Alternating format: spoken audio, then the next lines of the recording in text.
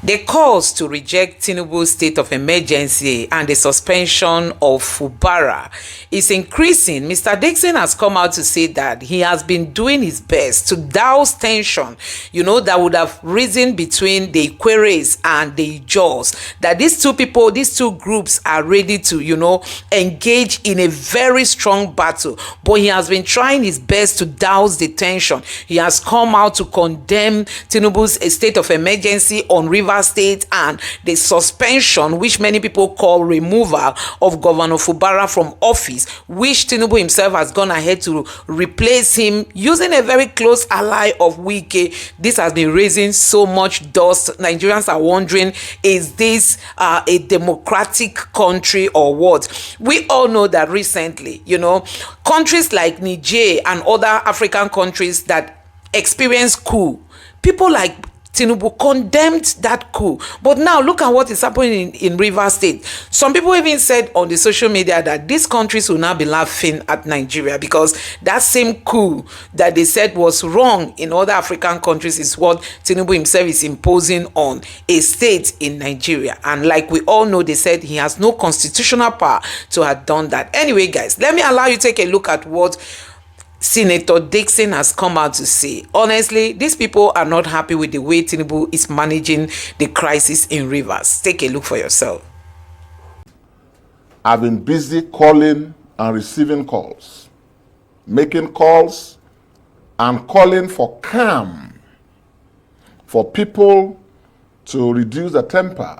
Because, no matter how well-intentioned, when you sit down in Abuja and make a proclamation, a statement like that, it sends shockwaves, and people react differently. Some see it as highly provocative and oppressive. Others see it as something that, so I've been calling on people. Firstly, my people, I've been making the case that this is not and should not be seen as a war between two tribal groups who are brothers and neighbors, the Ikwere people and the Ijaw people. And I've been making that case for a long time now, but more so since yesterday. So that, Charles, we don't wake up one morning and have a situation like Rwanda, where overnight neighbors wielding machetes and other weapons of war unleash terror and violence on others. Brothers, calling them cockroaches and rats and so on. This is how these things begin. It's a very frightening So thought. I want to use this opportunity, even now as I'm appearing before you. And I urge all leaders across the divide to do so. And to make the point that this should be seen as a political contest, a battle for the control of the political soul of Rivers State, and perhaps with the resources thereof. You understand? Yes. And not a war between ethnic groups. There are Ijaw leaders who are supporting the Minister of State, key leaders of our people. Some of them are in touch with me. As well as there are also Ikwere people, the minister's ethnic group in Rivers State, who are also supportive of the governor. So I want to make that point clear. And I want to urge all our people to see it like and make the explanation. Right. So that we don't wake up one morning and have a Rwanda kind of situation. And that's very important. Very important. Very important advice. And those are the things that the Nigerian state and the agencies need to address. I wanted to say this to you because that's a very measured statement that you've made, which is, I think, a very important one, crucial at this time. Yes. Why do you think, in the face of that and the potential for the kind of provocation that you as a statesman, if you like, I mean, you've been governor of your state for 8 years and you're a senator now.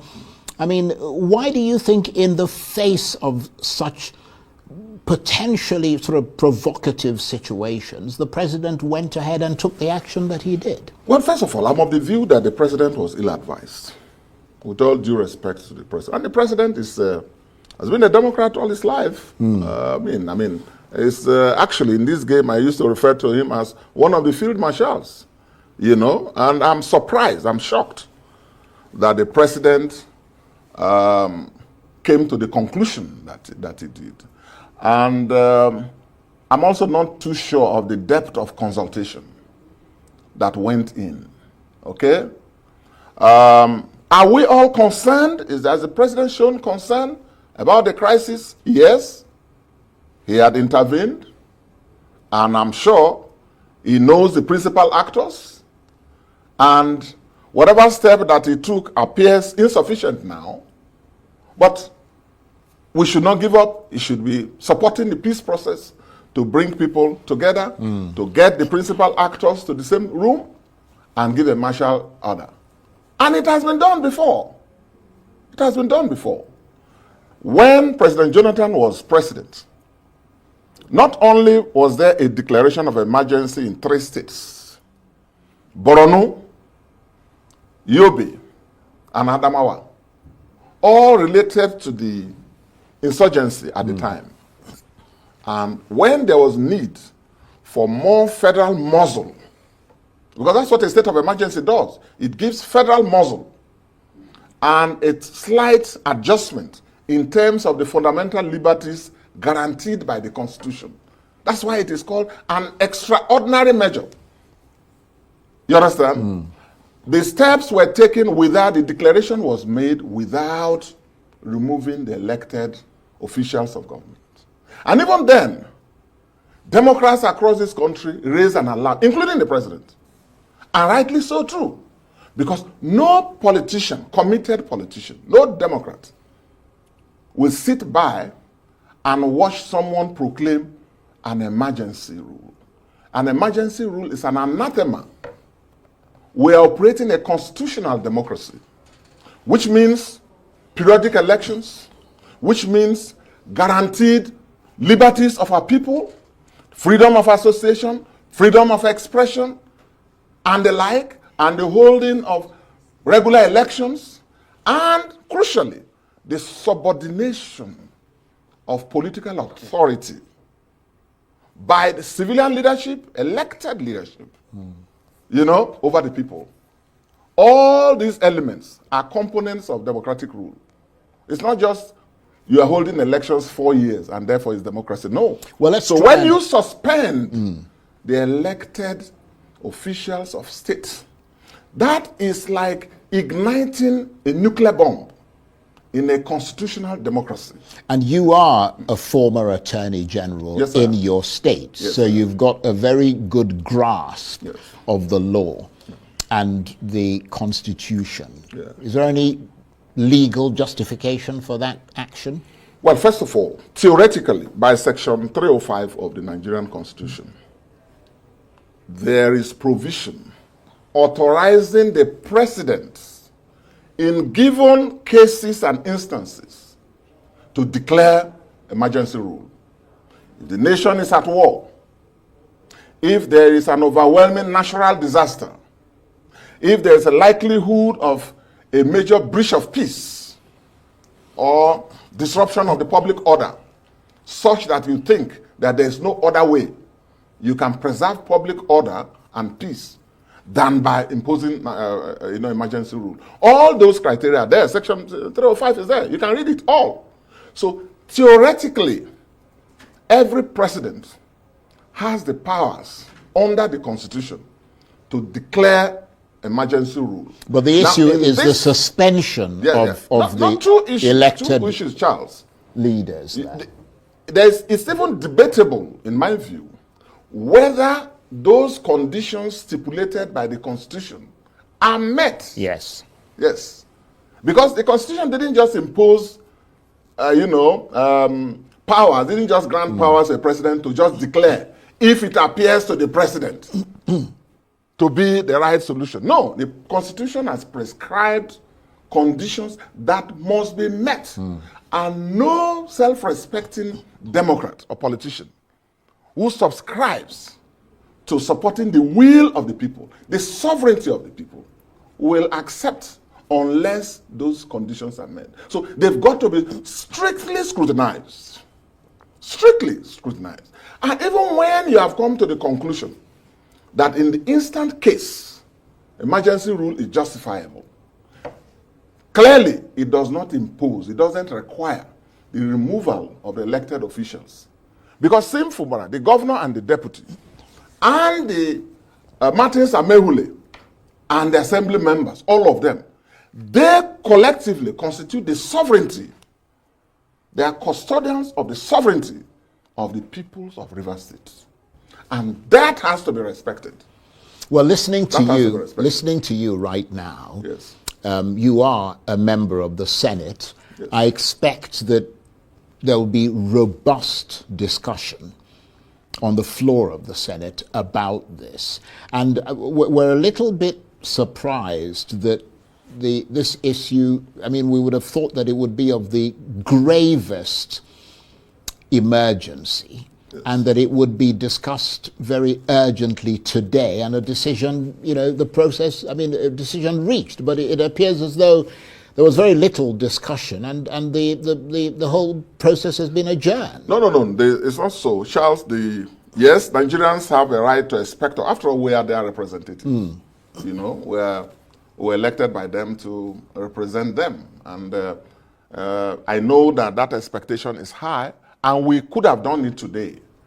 But you see, the Constitution has prescribed rules. This emergency rule is a very serious constitutional development. Indeed.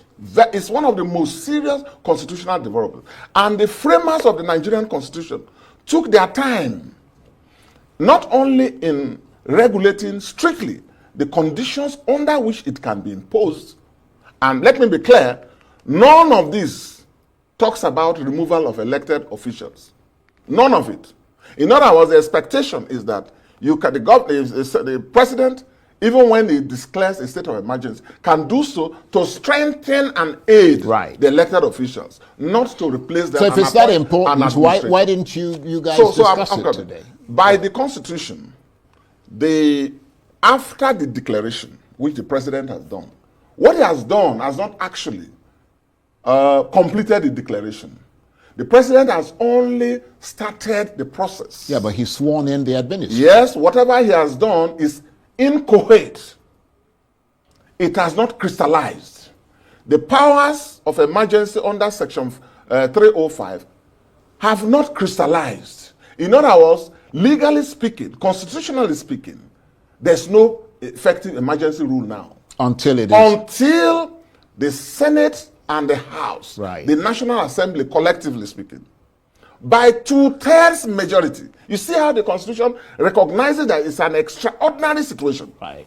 Now, the constitutional requirement is for the president to forward that proclamation to the National Assembly. Well, he said he has. And it has to be gazetted and sent. He said he has. Now, when they receive, the Speaker and the Senate President, as they normally do every morning, they will read communications from the executive. That has to be presented. Right. Once that is presented, then the process of the National Assembly's participation in this emergency rule process has kicked in. For now, today we expected it. I was there. A lot of members were there. And we all have our views. There may be some who are in support. But I can tell you it will be a difficult thing to get it passed. And let me tell you, the Constitution says 2/3 majority. In other words, of the total number, not of the people who are present. Right. But there are some of us who, because we take this seriously, it's an ideological issue. It's not just personal. It's not because of Sim Fubara. It's not because of Amehule. It's not because it's an APC government doing it. No. It is for some of us ideological.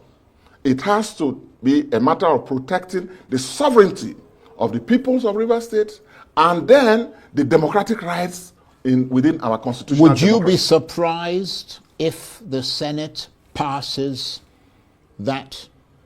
I'll be very surprised. First of all, move by the president. Oh yes, because it has to be supported by 2/3 of members. Well, you need at least 73 senators. About 73 senators. Yeah. Not only will you have 73 senators in attendance, it means that of the members who are present, you understand? 73 must vote in support. The same number that can enthrone a leadership of both chambers. 2/3. In the case of the House of Reps, 240 members. In the case of the Nigerian Senate, where I'm a member, 73 of us will have to agree. Okay? And some of us, as I've said, for ideological consistency, in defense of the democracy of our country, in defense of the Constitution, in defense of the sovereignty of the peoples of Rivers State, we are ideologically opposed to it. Right. Yes. This is, of course, from a political point of view. Yes. I mean, Rivers State is a PDP state. Yes. What sort of numbers can you muster, just doing the arithmetic for us, purely from the point of view of the opposition? What numbers can you muster in the National Assembly? Well, Charles, I'm not because going this will probably go along partisan lines. No, it will not. It will not be. When I was a PDP member of the House of Reps, I'm not just in the Senate, I was in the House of Reps twice elected. We had a tradition, and some of us have always shown it. When we are not convinced that a particular action, proposed action, is not in conformity with the Constitution of our country, we have a moral duty to say no to it. When we are not convinced that it serves the best national interests, we have a duty to say no to it. Well, you're talking about duties. Yes. We're talking about the practicalities. Yes. We're hearing Yes. that the government and its supporters have launched a major lobbying sort of thing at the National Assembly. Yes. There's all kinds of rumors lobbying floating around. A number of these are rumors and speculations and gossip. We don't go by that. Yes. And by the way, lobbying is a known legislative activity. Yeah, but it depends on what shape that lobbying takes. You can lobby by meeting people to explain the point of view of government. I did a lot of lobbying, if you must know, today. I went very early and did a lot of lobbying on the floor and a lot of calls to my colleagues. And a number of us, a lot of senior ranking members of the Senate are not convinced, as of yet. Would you say that the National Assembly, or at least the Senate where you are, is fragmented into blocks? I mean, are we looking potentially at a sort of laborious process that will end in some kind of, climactic conflict between the various blocks as this process continues? First of all, look, in a democracy, groupings of members of parliament, of politicians, whether you call them blocks, or in some areas they call them caucuses, they're all legitimate. It's all an exercise of the right freedom of association. Okay? And you can't stop that. You have people who are progressive members. You have others who are quite conservative. You have others who are in between. You have others who are ultra. You have others who are extra progressive. So you have all of this in every human political environment. So I don't want Nigerians, I don't want you to bother yourself about that. What I know is that there are senators like me, and we're quite a number, ranking members, even newly elected members, who, for ideological reasons, are opposed to the declaration of emergency. And you will see that anytime this matter comes up for discussion or debate. Okay, the president's party has majority. If they are able to muster their numbers, if they are able to make their case and convince members, which is also legitimate, if they do that successfully and they get 73, then the declaration will go in the Senate. We're almost but it's a tough call. Out of time. Yes. You made a very powerful statement at the outset when you talked about calming frayed nerves in River State in particular and the Niger Delta in general. Speculate for us where you see things going in the next 6 months. Do you see this escalating further, or do you, I mean, beyond your hopes, your practical assessment of what is happening? Well, first of all, I don't want, that's why I started by that comment. I don't want this crisis, and particularly this crescendo that we're in now, to be interpreted as some tribal conflict, which is not, okay? It's essentially a political dispute between a godfather and a godson, okay? Essentially, and you want to limit it to that. I think we should see it that way. Yeah. After all, it was the minister of FCT who brought it. The same way I facilitated a governor when I was leaving. And most of us do that. Sometimes it doesn't go well. Other times we manage, like people like us, we don't complain, we don't talk. We take everything in our strides. You But know? that's the way it should be. So yeah, we take it in our strides, but you know, we're all differently made. Yes, there will be instances where you say, have I made the right decision? Okay? You may be disrespected, you may not be appreciated, there may be ingratitude, there may even be sheer wickedness and envy. You understand? And by the people you have helped. That doesn't mean you have to ruin the state as a result. So it doesn't mean you have to collapse everything. Yeah. Okay? But you see, and that's why I've been quite restrained. Because I know the feelings. I know if God has used you to raise people in leadership, in this political, and you see them do certain things, it will shock you. It will shock you. Every human being, okay? But we have to learn to manage that.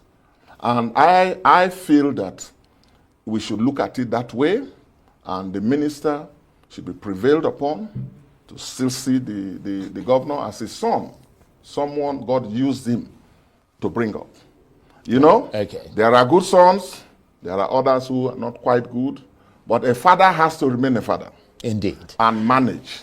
Okay, and there's room for that. Yes. There's room for that. Indeed. Okay? And there has to be respect. Note, There has to be respect for that. There has to be appreciation and gratitude for that, for what the minister has done. And we must all be available to support the existing levels of authority in Rivers State. Yes. The president, it's not too late for the president to say, look, President Jonathan also stopped the impeachment of a governor in Nasarawa State, a CPC governor. Okay. Even when the assembly and the chief judge and everybody was going one way. Right. So it's not late for the president. Okay. The Well, president I can hope still the president. intervene. Yes. I hope the president is listening. I want to thank you very much indeed, Senator Seriake Dixon, for coming in. Very, very wise words you've used here this evening. He's a leading member of the main opposition PDP. He governed Bayelsa State for 8 years, and he was the Attorney General in that state as well. Good to see you again. Thank you very much Charles. indeed Nice for to coming. So guys, the crisis in Rivers State is not showing any sign of abating. Now the National Assembly is silent. You know, the senators are silent. They don't want to talk. They don't want to comment. They don't want to say they reject the state of emergency. They don't want to say Tinubu is wrong. Why? Because Tinubu consulted them. It's like, and we know that we have the majority of the APCs in the Senate. You know, that is why none of them is speaking up. They are not condemning the way Wike has been bashing out at Fubara, that Fubara must be impeached, heaven will not fall. Nobody came out to reject that statement. This is because this fight is all about 2027 presidential election. The APC want to have Rivers State at all costs, and for them, even if it will take people's head, even if it will cost life, even if it's going to cost the destruction of properties and all that, it does not matter. For them, it's all about give us rivers, give us rivers. That's just what they are saying. So the silence of the National Assembly tells a lot. It means a lot. You know, Nigerians have been reacting, even though they had a session yesterday. The senators sat yesterday. The House of Reps sat yesterday. But none of them could come out and bash out at Tinubu for imposing this state of emergency on rivers.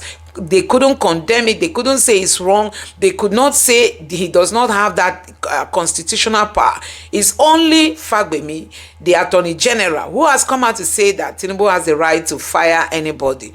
And people are wondering, does the constitution, if he has any constitutional backing, you know, you don't just come out to say Tinubu has the right just verbally without showing us in the constitution, you know, if that is actually what is right or not. Anyway, guys, let me know what you think about all this in the comment section below. It's really sad that these people are setting Rivers State ablaze, and for them it does not matter. You know, the worrisome part is that the person who is meant to replace Fubara is a very close ally to Wike. That is raising another question on its own.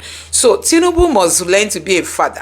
Tinubu must learn to be somebody whom Nigerians can trust. Tinubu must learn to stand neutral. From the origin of this fight, Tinubu has taken side. He has always sided Wike. Tinubu has never cautioned Wike. You know, it is just the mere ordinary people who have been asking Wike, what exactly is the fight? You have finished your 8 years. Why not go and rest? Why not just leave Fubara alone? Why not leave Rivers State alone? Wike came out to say that the political structure he set up, that Fubara has destroyed it. Does it mean Wike owns Rivers State? Why did the president not even caution Wike that he has served for 8 years. He should hands off Rivers State and just allow Rivers State to be. Now, Tinubu, Wike said Fubara destroyed his political structure, and for that reason, Fubara will not have rest. And APC senators, House of Rep members, the executive, they are all watching Wike destroy Rivers peace, and nobody is talking, not until this state of emergency. And Tinubu is taking side. Now he has appointed a very close friend of Wike to replace Fubara. It's so sad that we are here. There is no democracy in this country. Anyway, guys, let me know what you think about this in the comment section below. Please don't forget to subscribe to the channel, turn on the notification bell. Please give this video a like so that YouTube can recommend it to others, and drop your thoughts in the comment section below. Thank you.